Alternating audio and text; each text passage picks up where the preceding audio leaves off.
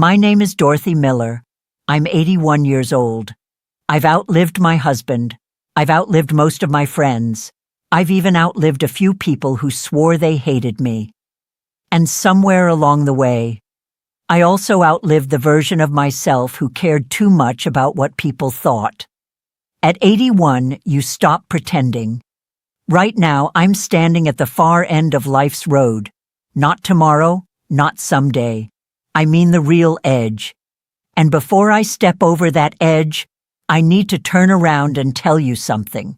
Because many of you, especially the younger folks still running around thinking you've got decades left, are living inside a very comfortable lie. You think you have time. You treat your days like loose change in your pocket, like there's an endless stack of them waiting in the bank. Let me tell you the truth from someone who has already spent almost all of hers. You're broke. We are all going to die. Oh, I know you understand that in theory. Everyone does. But you don't feel it. You don't feel the cold metal reality of it pressing against your neck. Because if you did, you wouldn't be living the way you are. So let me tell you about a man I once knew. His name was Thomas Whitaker. This was back in 1973, in a small town outside Cleveland, Ohio, where the winters were brutal and everyone knew everyone's business. Thomas was my closest friend back then. He was taller than me, smarter than me, and a whole lot richer than me. Thomas owned a growing construction company. Big trucks, big contracts, big ambitions. One night we were sitting in a bar called the Rusty Anchor, celebrating a huge deal he'd just landed, building a shopping center outside Columbus. He had a glass of bourbon in one hand and one of those ridiculous, expensive cigars in the other. He leaned back in his chair and said something I will never forget. "Dorothy," he told me, 5 more years. 5 more years of grinding. 5 more years of 14-hour days. Then he was done. Then he and his wife Margaret were finally going to take that trip to Italy.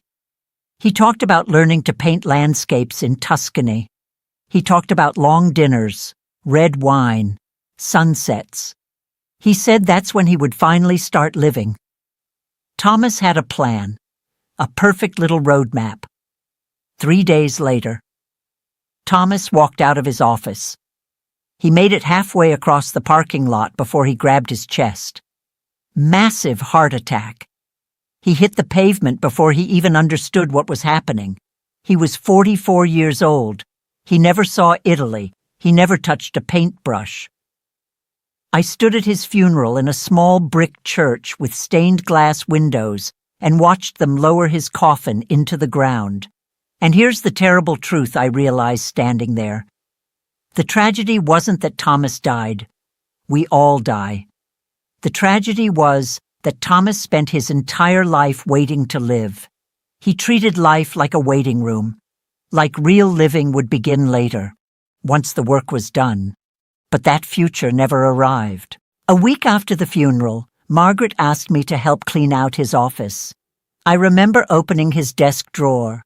His calendar was packed for the next 6 months. Meetings, deadlines, flights. His inbox was full of urgent messages from people who needed him. But do you know what the world did when Thomas Whitaker died? It kept moving. His company replaced him in 2 weeks. Within a year, most of his clients barely remembered his name. And when I look at many of you today, I see Thomas. You tell yourselves the same story. I'll travel when I retire. I'll slow down once the kids graduate. I'll fix that relationship later. Let me give you a hard truth from an 81-year-old woman who has attended more funerals than birthday parties. There is no later, there is only now. And if you keep trading your now for some imaginary future, you're making the worst gamble of your life. Now let's talk about something else. Your stuff. I look at this generation, houses bigger than they need, garages packed with things nobody uses, people buying things they don't need with money They don't have to impress people they don't even like. I live in a small apartment now. 1 bedroom, 1 chair by the window, a photo of my husband James sitting on the dresser. That's about it. But I used to have the big house. I used to have the fancy furniture, the new cars, the closets full of things I thought mattered. And let me tell you something with the clarity that only age can give. It's all garbage. I've been to more funerals than I can count. And in all those years, I have never once seen a moving truck following a hearse. When you die, your children will hire someone they've never met to come into your house. That stranger will throw 90% of your precious belongings into a dumpster. The other 10% will be sold at a yard sale for a few dollars. That's the grand finale of your material possessions. Future trash. So why are you exhausting yourself chasing it? Why are you working 60 hours a week while missing your grandchildren growing up? Just to pay for a car that spends most of its life stuck in traffic? It's madness. But you won't realize it's madness until you're sitting where I'm sitting. And by then, it's too late to return the merchandise. Let me tell you about the moment I thought I had finally won the game. It was 1986 in Chicago. Back then I was running a small logistics company that had grown faster than anyone expected. Newspapers wrote about it. Local business magazines put my photo on their covers. That year, I was invited to a huge banquet downtown at the Palmer House Hotel. Black ties, crystal chandeliers, waiters carrying trays of champagne. That night, they gave me the Midwest Business Leader of the Year award. When they called my name, the entire ballroom stood up and applauded. Hundreds of people clapping. For a moment, I felt 10 feet tall. I walked up to the podium like I had just conquered the world. Flashbulbs going off, handshakes, smiles, congratulations.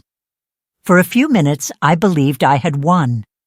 I drove home late that night, still holding that glass trophy in my hands like it was the crown jewel of my life.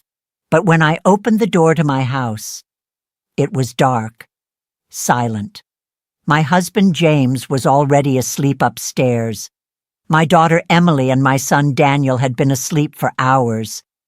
I remember sitting at the kitchen table with a glass of scotch, staring at that trophy. And suddenly something hit me. The applause had stopped. The people in that ballroom didn't actually care about me. They cared about what I could do for them. The deals, the connections, the influence. Upstairs, sleeping in those bedrooms, those were the people who actually loved me. And I had ignored them for months chasing that stupid piece of glass. I missed Emily's school play because I stayed late at the office. I skipped our wedding anniversary dinner because I was closing a contract. I missed one of Daniel's baseball games because I had to attend a critical meeting. And for what? That trophy? Somewhere in a dusty box in a storage unit outside Cleveland? I don't even know where it is anymore. But the look on James's face, the night I told him I couldn't make it to our anniversary dinner, that memory never left. That one stayed with me. People think their career is their legacy. It isn't. Your career is a transaction. You are selling the hours of your life, hours you will never get back. And most of the time, you are selling them to build someone else's castle. Here's a brutal truth most companies will never say out loud. If you dropped dead tomorrow morning, your job listing would be online before your obituary. Do not worship your career. It will not love you back. It will not sit beside you in the hospital when the lights start fading. It will not hold your hand when your time runs out. So what actually matters? If money isn't the answer, if status fades, if possessions end up in a dumpster, then what's left? I'll tell you exactly what's left.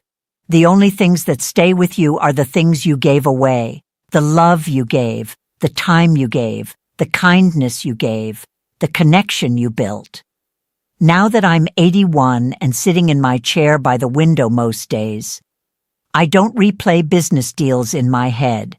I replay Sunday mornings with James making pancakes. I replay the sound of Emily laughing when she was 4 years old and spilled orange juice all over the kitchen floor. I replay the time Daniel and I got stuck in a snowstorm outside Buffalo and spent the night in a roadside diner eating terrible pie and laughing like idiots. And once in a while, I remember helping a stranger push his car out of a snowbank during a blizzard in 1978. That's the wealth. Not the contracts, not the trophies, those little moments. Those are the only things that survive the end of the story. So before I go, let me leave you with something practical. Not philosophy, not poetry. Just 3 pieces of hard-earned advice from an old woman who has already lived most of her life. First, kill your ego. Most people are terrified of looking foolish, so they don't take the risk. They don't start the business. They don't move to the city they dream about. They don't ask the person they love out for dinner. Why? Because they're afraid of what people will think. Let me free you from that prison. Nobody is watching you. Everyone else is far too busy worrying about their own problems. You are the main character only in your own story. To everyone else, you're background noise. Stop letting imaginary judgment control your life, because the people judging you today will be buried in the ground someday just like you. Second, practice something I learned late in life. It changed everything. I call it the last time. Every time you do something ordinary, pause for a second and remember that someday it will be the last time you ever do it. One day, you will hug your spouse for the last time. One day, you will hear your child's laugh for the last time. One day, you will drink your final cup of coffee on a quiet morning. The frightening part is this: you won't know when that moment comes. If you truly understand that, you will never rush through life the same way again. You will taste the coffee. You will hold the hug a little longer. You will listen more carefully when someone you love is speaking. And finally, the third thing, wake up. I'm 81. My back aches when it rains. My eyesight isn't what it used to be. But many of you listening right now, you have the golden ticket. You have your health, you have your strength, you have time, and you are wasting it staring at a glowing rectangle in your hand, scrolling, numbing yourself, waiting for something interesting to happen. Stop, go outside, feel the wind on your face, look up at the sky, call your mother, forgive the person you've been angry with for 10 years, not for them, for you. Because life is too short to carry the heavy suitcase of hate. Here is the one guarantee every human being receives. We are all going to die. But here is the tragedy. Most people never actually live. They stay safe. They stay comfortable. They stay distracted. And then one day, they simply expire. Don't be like Thomas.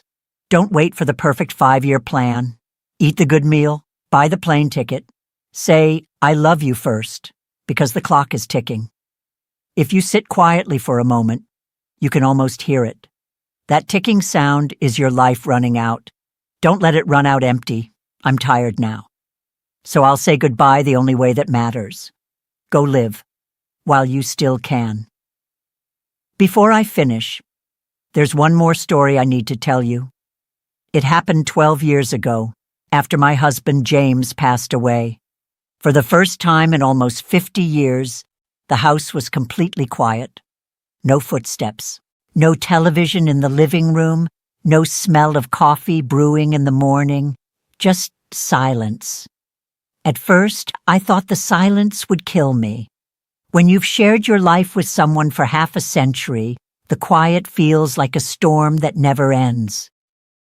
I remember one particular night in January during a heavy snowstorm in Cleveland.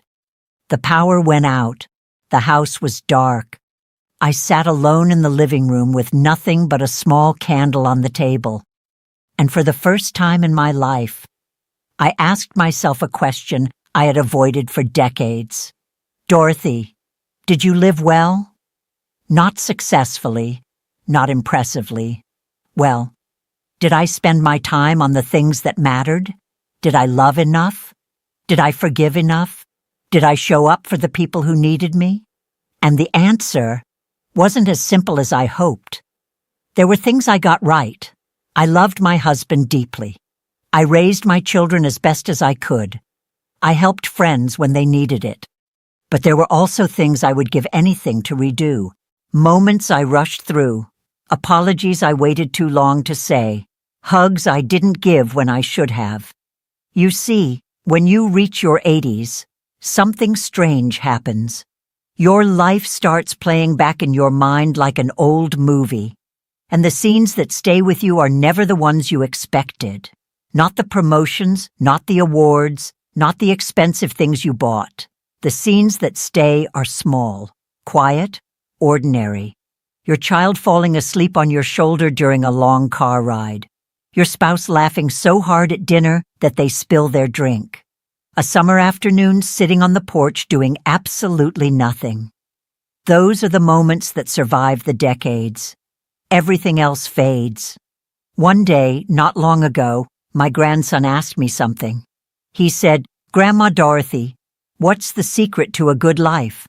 I thought about it for a long time before answering, and finally I told him this. A good life is not about having more years. It's about being present inside the years you have. Some people live to 90 and barely exist. Others live 40 years and experience life so deeply it fills an entire lifetime.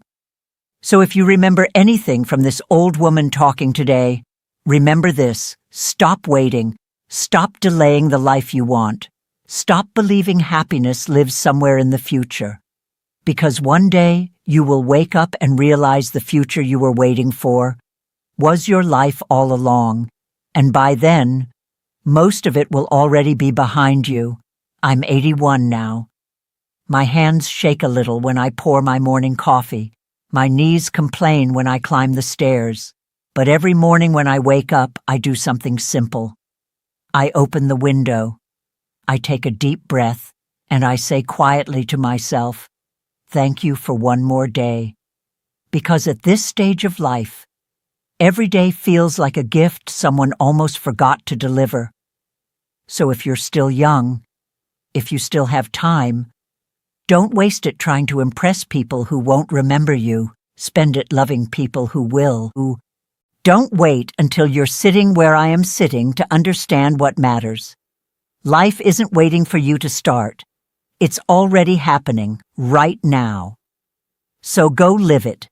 And when you reach my age, I hope you can sit in your chair by the window, look back at your life, and smile.